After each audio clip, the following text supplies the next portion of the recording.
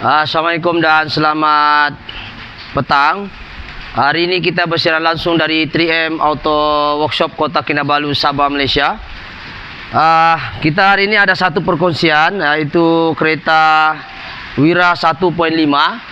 So masalah dia kereta ini, dia datang, dia tekan brake, tapi kereta masih bergerak. Maksudnya dia tekan brake juga, makan juga, tapi tidak brake begini pun dia tetap masih jalan. So bila kita cek apa masalah kereta ini, pertama sekali kita akan cek bahagian minyak brake dulu. Coba kita tengok dia sampai sini, kita tengok kameramen sini, tengok apa jadi. Apa masalah dia sekarang ini ialah minyak brake kurang, ya. Ini minyak brake sudahlah kurang, hitam lagi, ya, hitam. Dia punya warna brake ini hitam, ya. Kita punya brake ini hitam dan kurang minyak brake ini ada dua sebab. Yang pertama sekali brake pad ataupun brake shoe itu tipis. Yang kedua ada leaking. So kita suspek kenapa dia kurang minyak, itu jawapannya itu satu leaking, kedua lagi brake pad tipis. Itu isu yang pertama. Isu kedua yang dia tanya, kenapa bila kita tekan brake tidak berhenti secara immediately ataupun secara spontan. Dia masih bergerak lagi sikit tu kereta. Maksudnya daya cengkaman dia tidak kuat. So kita tahu sistem brake ini dicipta untuk memberhentikan kendaraan. Tetapi bila kita tekan brake tapi tidak berhenti secara immediately, kita takut nanti membahayakan pemandu lah. Dan apa yang jadi persoalan sekarang ialah kenapa dia tidak berhenti ketika di brake. Mungkin ada beberapa sebab yang kita kena selidik dulu. Yang pertama saya akan bahaskan kenapa minyak brake dulu ini tipis. Minyak brake ini kurang. Sepatutnya minyak brake sebelah sini, kameramen, nampak ni perkataan maksimum. Coba kasih flash dia. Maksimum. Coba tengok ni maksimum. Ini maksimum. Bawah ni minimum. Okey. Jadi kalau kita tengok minyak brake di bawah minimum. Dan dia komplain juga tanda handbrake tu menyala. Tanda handbrake tu menyala di sini. Kita nampak ni. Jom kita pergi sini. Kita tengok tanda handbrake ni menyala. Kita tengok ni. Handbrake ni menyala, ya. Ni nampak. Ini tanda handbrake ni menyala. Kadang-kadang hilang, kadang datang, kadang hilang. Okey, tanda handbrake ini menyala menunjukkan ada dua sebab. Satu, switch handbrake di sini. Ada bawah ni, di bawah sini ada satu switch handbrake. Kalau dia masih, kita sudah turun macam ni, andai katalah kita dah turunkan macam ni, tapi still logo handbrake tu masih turun, menunjukkan dia brake pad tipis ataupun minyak brake sudah kurang. So signal ni, handbrake ni dia dapat daripada mana? Kalau kita perasan di mana-mana brake master pump, semua brake master pump itu dia punya isu sekarang ialah brake master pump dia ada satu sensor wire ni. Nampak ni wire ni? Ni dua ni.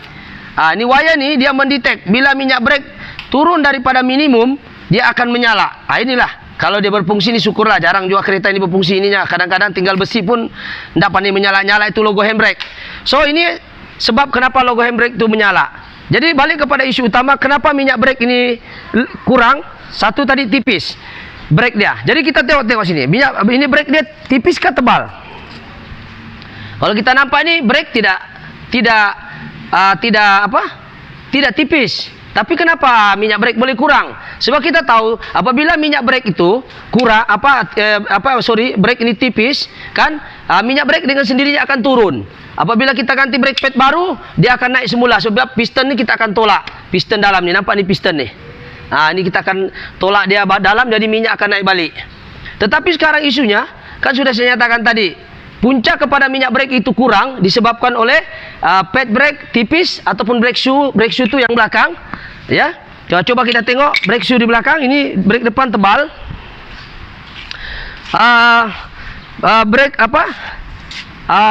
Ini brake shoe namanya. Kalau kita tengok brake shoe ini pun satu tebal, satu tipis. Coba kameramen bagi tengok.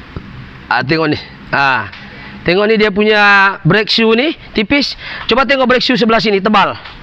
Okey, jadi soalan dia, kenapa di sini tebal? Kenapa di sini tebal? Di sini tipis. Okey. Begini, sebab brake drum ni dia duduk macam ini tahu. Dia cengkam yang drum ni. Dia masuk begini. Ya, dia masuk begini. Okey, dia masuk macam ni. Dia masuk. Jadi dia cengkam. Soalan dia sekarang, brake kan satu saja. Bila kita tekan 4 tayar dia akan cengkam. Tapi masalah dia sekarang, kenapa sini tebal, sini tipis. Jadi ini nanti saya akan jawab kenapa. Sebab saya punya isu sekarang ni, kenapa minyak brake itu kurang. Okey, jawapannya ya pada dua tadi, yaitu brake pad tipis ataupun ada leaking. Okey, brake pad tadi kita dah jawab masih tebal. Jadi itu minyak pergi mana? Kita sekarang kalau kita nampak di sini dia punya jawapan, yaitu ada leaking di sini. Nampak ni? Dia leaking di minyak sini lah. Di brake pump dia leaking.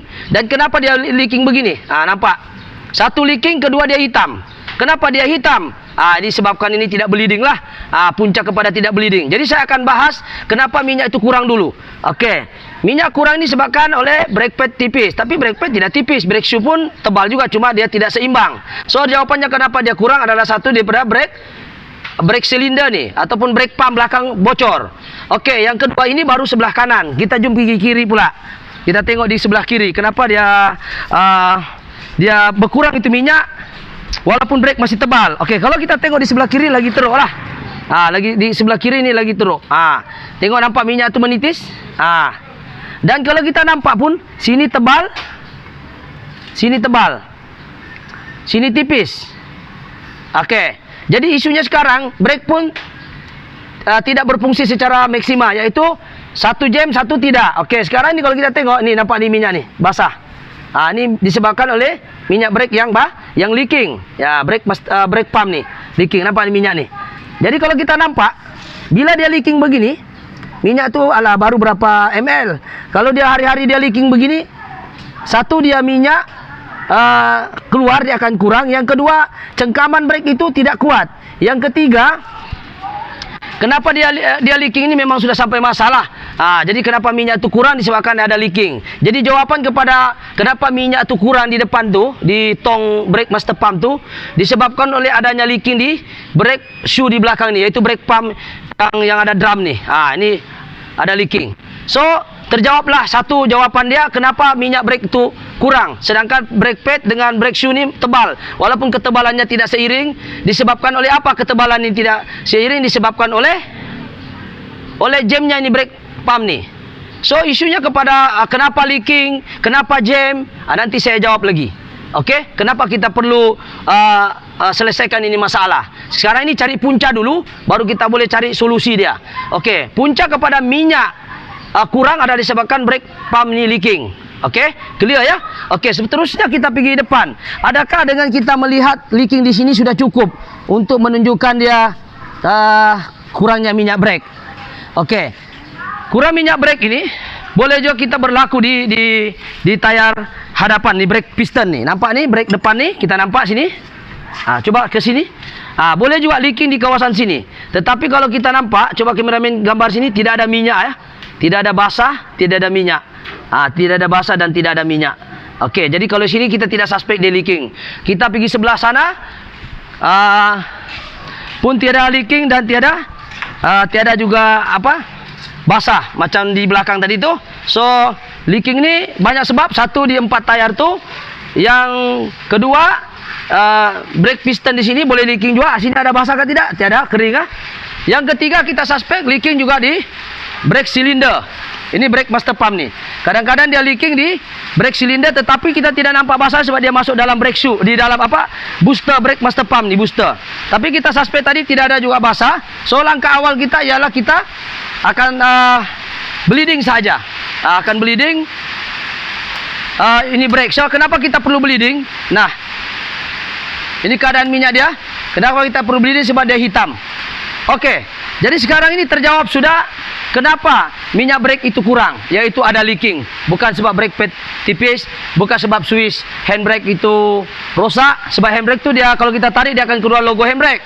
Tapi ada setengah kereta kita dah turun masih juga still keluar logo handbrake. Itu menunjukkan minyak sudah turun. Minyak turun disebabkan oleh leaking ataupun brake pad sudah tipis.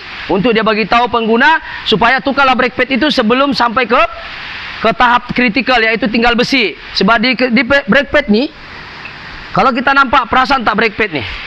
Brake pad ni ada parit tau, parit.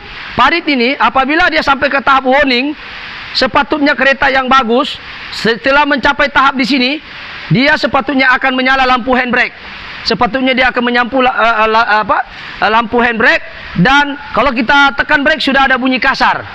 Bukan tunggu itu tinggal besi. Macam ini tengok perasaan ini parit. Dia ada berapa mm tu jarak dia. Boleh nampak kameramen. Ini besi. Ini warning.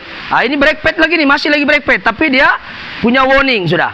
Dia suruh kita tukar. Jangan tunggu. Tinggal besi baru kita tukar. Jadi fungsi lampu handbrake itu untuk memberitahu pengguna supaya tukar brake pad Anda sebelum habis ke di bawah low nih, di bawah bawah garisan parit nih. Oke? Bawah garisan parit ini, garisan ini besi, nampak tangan saya? Ini warning. Kalau warning ini sampai sepatutnya lampu handbrake itu menyala untuk bagi tahu tukar brake pad. So, isu yang pertama sekarang saya sudah jawab kenapa minyak brake itu kurang disebabkan oleh leaking. Tapi persoalan yang kedua, kenapa dia leaking? Yang pertama, tadi di mana tempat leaking kita ada kasih tahu, yaitu brake shoe, brake pump belakang, dan juga kebarangkalian juga brake piston depan, dan juga ketiga mungkin juga leaking di brake master pump, dan juga boleh berlaku di keempat itu di sistem piping. Tapi yang jelasnya sekarang leaking di brake master pump, leaking di brake pump belakang tuh, silinder dia. So sekarang kita mau tahu kenapa benda ini boleh leaking dan kenapa dia warna dia berkarat macam ni. Coba kita pergi belakang sekali lagi ya. Okey, kenapa dia warna pad brake ini warna begini? Siapa boleh jawab dengan saya? Warna dia macam ni. Kenapa dia boleh warna begini minyak brake ni? Sedangkan asal dia minyak brake adalah putih jernih. Kenapa dia jadi macam ni? Okey, saya jawab. Kita boleh tengok brake brake pad punya minyak yang asal ya, yang jernih ya. Kalau kita nampak minyak brake dia macam ni yang baru. Minyak brake yang baru. Mana kita minta dulu brake yang baru. Satu orang dulu ambil minyak brake yang baru. Minta kita kasih tengok apa bezanya. Minta dulu yang satu. Oke, ini minyak brake yang baru. Asal minyak brake ni dia putih jernih. Ini brake yang asal lah. Ini kita nampak jernih. Okey, kita nampak ini brake jernih tau. Nampak ni. Jernih. Jadi kenapa dia berkarat ni? Kenapa dia warna macam ni? Asal dia jernih macam ni. Kita compare yang sekarang minyak di sini. Tengok minyak di sini. Saya alirkan saya tengok saya alirkan.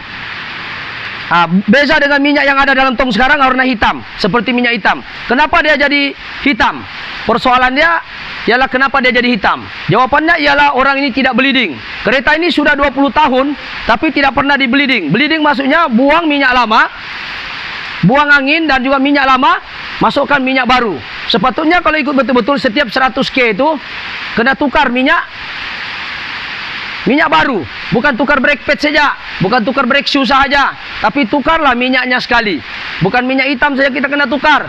Minyak power steering pun macam tu, minyak brake pun macam tu. Kalau manual brake minyak clutch pump pun begitu kena tukar.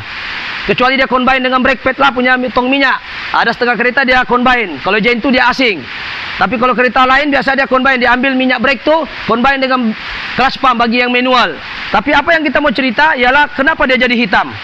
Dan apakah efeknya kalau dia hitam? Dia akan hantam brake piston di belakang, yaitu brake pump lah. Ini kita nampak sini. Belakang ni memang tidak pernah tidak pernah ditukar lah. Daripada minyak macam ni dia jadi macam ni. Sepatutnya minyak warna macam ni lah. Patutnya warna macam ni. Tapi sekarang dia jam. Kenapa dia jam? Sudahlah dia berkarat, dia jam lagi. Faktor kenapa dia jam disebabkan oleh karat tadi ini, piston tidak dapat bermain dengan bagus. Sebab itu kenapa yang di tempat jam ini, yang di tempat yang jam ini tipis. Sebab dia makan terus 24 jam. Tidak dapat balik. Tapi yang tidak jam pula dia balik. Sebab itu dia tebal sikit. Sebab itu kenapa yang jam ini, nampak ni jam kah? Saya tekan, nampak? Tengok masuk tangan sini. Saya tekan. Ini patutnya dia boleh masuk ni. Coba tengok yang baru. Dia jam. Kita tengok yang baru. Ini yang baru. Brake pump ni yang baru. Kita tengok bilik silinder ni. Kita tengok. Ini yang baru. Dia duduk macam begini. So kita tengok, kita tekan. Kita tekan. Dia lembut. lembut. Jadi dia akan tekan ni brake shoe ni dengan rata. Kenapa dia jam? Disebabkan oleh karat. Kenapa dia berkarat? Disebabkan tidak ada bleeding. Tiada bleeding minyak brake. Jadi dia akan menghasilkan karat, dia akan hantam seal-seal yang di dalam brake pump ni. So itulah langkah pencegahan kenapa kita perlu servis ataupun bleeding minyak brake tersebut. Sebab bila kita tidak bleeding, dia akan memberi efek yang besar, yaitu dia akan rosakkan brake pump, dia akan rosakkan brake piston yang depan ni, brake pump tu yang belakang, dan yang ketiga dia akan rosakkan brake master pump. Jadi hari ini kita hanya bersihkan saja brake master pump. Semoga kita dapat buang angin dan bleeding. Mudah-mudahan brake master pump masih boleh diselamatkan. Sebab kalau kita nampak tahap kerosakan dia ini agak kritikal juga. Sebab itu kita kena bleeding kereta ni setiap 100,000 supaya mengelakkan masalah leaking, masalah karat dan juga masalah cengkaman. Jadi semua benda ni tadi berkait-kait. Apabila brake anda tidak dijaga dia punya minyak, dia akan menghasilkan tekanan brake yang tidak sekata, ataupun kita tekan brake tapi tidak berhenti. Tidak berapa mencengkam. Ya, disebabkan oleh karat-karat atau minyak lama yang daya likatnya tidak kuat sudah. Okey. Jadi itu sahaja ya perkongsian pada hari ini. Sebab hujan di luar, terpaksa suara pun kena besar. Jadi semoga video ini bermanfaat ya. Nasihat saya ialah bleedinglah kereta anda, bleeding brake dia, buang minyak lama, masukkan minyak baru, bukan tukar brake pad saja. Setiap 100,000 ataupun 50,000 paling bagus tukar lagi minyak. 100,000 tu maksimum lah. Tukar minyak lama kepada minyak baru. Nanti dia tutorial dia yang seterusnya, nanti saya akan ajar macam mana, saya akan kongsi macam mana cara untuk bleeding brake tu, dan kita akan nampak betapa hitamnya ini brake. Tapi macam mana pun kita akan kita akan bleeding dulu. Video hari ini kita hanya terangkan, kongsi kenapa kita perlu bleeding dan kenapa orang ini datang, dan apakah efeknya sekiranya orang ini tidak bleeding, tidak buang minyak lama, hanya guna minyak baru. Guna brake pad baru tapi minyak tidak ditukar. Jadi inilah efeknya. Satu, kita brake tidak mencengkam. Yang kedua, efeknya bila kita tidak bleeding, dia akan leaking, dia akan hantam seal-seal. Yang ketiga, ya, brake pad akan makan sebelah. Satu tebal, satu tipis. Yang keempat, efeknya bila kita tidak bleeding, dia akan brake pad akan menghasilkan cengkaman yang terlalu kuat, menyebabkan brake pad cepat habis di depan. Sebab brake belakang sudah tidak membantu. Sebab tayar ada 4, tapi yang bekerja hanya 2. Kenapa? Di belakang sudah jam, depan sahaja yang cengkam. Sebab itu kenapa brake pad itu perlu diservis 4 tayar, perlu bleeding. Sebab banyak faktor dia. Tadi yang saya nyatakan tadi, supaya brake pad itu tahan. So itu sebab bila brake pad itu kita nampak ada setengah-setengah kereta, selain daripada kualiti itu brake sendiri, selain daripada cara pemanduan, bleeding itu penting juga. Kenapa? Bila brake itu tidak mencengkam secara sama rata 4 tayar, maka beban itu akan ke tayar depan sahaja. Jadi bila beban itu tayar depan sahaja, brake pad dengan beban enjin, dengan driver, dengan muatan, 2 tayar sahaja yang bekerja. Yang 2 tayar lagi itu diam-diam di belakang jam. Sebab itu kenapa perlu di bleeding ini sistem brake. Okey? Jadi kita mengharapkan kepada pengguna-pengguna kenderaan, tidak kira kereta anda itu berapa harganya, tidak kira kereta anda itu apa modelnya, tetapi bleeding ini brake ini penting. Semua kereta pakai brake. Setakat ini belum pernah saya jumpa kereta tidak menggunakan brake. Jadi bila dia menggunakan brake, mesti dia ada sistem hydraulik. Hydraulik ini menggunakan minyak. Minyak apa? Minyak brake lah. Kalau kamu tidak ganti, nanti membahayakan nyawa. Yang kedua, nanti kamu heran kenapa balik-balik tambah minyak brake, minyak tambah brake. Minyak brake tidak perlu ditambah-tambah. Kalau betul-betul tiada leaking, kenapa mau ditambah? Kalau brake pad tipis, ganti saja. Jadi itu efeknya kenapa di bleeding. Yang pertama saya sudah terangkan tadi, untuk mengekalkan cengkaman brake yang bagus, perlu di bleeding. Yang kedua, untuk mengelakkan leaking. Tadi leaking sudah nampak, sebab orang ini tidak pernah bleeding 20 tahun sudah. Yang ketiga, bila kita bleeding, kita akan menyelamatkan komponen-komponen lain. Sekiranya kau tidak bleeding, dia akan hantam brake master pump ni. Brake master pump ni bukan kaling-kaling harganya. Kalau rosak, ini hari kita hanya bantu dia untuk cuci saja sebab hitam. Kita akan menyelamatkan, cuba cuci dululah. Tengok kalau dia tidak turun juga bila kita tekan, yang leaking saja kita ganti.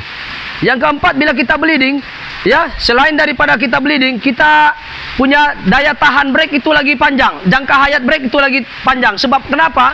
Bila kau bleeding, Empat tayar bekerja, tayar belakang 2, tayar depan 2. Jadi daya cengkaman itu tidak tertumpu di tayar depan saja. Sebab itu jangan heran kenapa kereta ini cepat pula habis minyak brake dia. Sedangkan kita mengandaikan brake itu yang mahal, yang quality, pemasangan bagus, pemanduan pun sopan. Jadi ini faktor-faktor kenapa brake cepat habis. Kita mengandaikan tadi faktor itu tetap. Jangan pula kalau bawa racing memanglah cepat habis. Memanglah kalau quality murah memanglah cepat habis. Hari-hari naik ke Ningau ataupun tempat yang bukit memanglah cepat habis. Kita mengandaikan ini sekarang pemanduan yang tetap. Hanya kita cerita ini bleeding. Maksudnya cengkaman 4 tayar itu tidak balance. 2 saya tayar bekerja. Jadi ini kita antara faktor-faktor kenapa perlu di bleeding. Sudah saya nyatakan tadi 5 atau 4 tayar saya. Dan banyak lagi faktor-faktor lain. Kenapa kita perlu bleeding? Untuk mengekalkan daya cengkaman itu perlu di bleeding. Dan apa efeknya saya sudah terangkan tadi. Jadi insya Allah itu saja perkongsian pada hari ini. Sekiranya video ini memberi manfaat, bolehlah mungkin boleh subscribe, like ataupun share, ataupun komen yang membina. Mungkin ada cara yang lebih baik daripada saya, ataupun mungkin anda pengguna Wira atau pengguna kendaraan yang hampir sama masalah Wira tadi, bolehlah komen di bawah untuk kita sama-sama belajar. Oke, itu saja perkongsian pada hari ini. InsyaAllah kita akan berjumpa di video akan datang. Assalamualaikum. Itu cara-cara bleeding.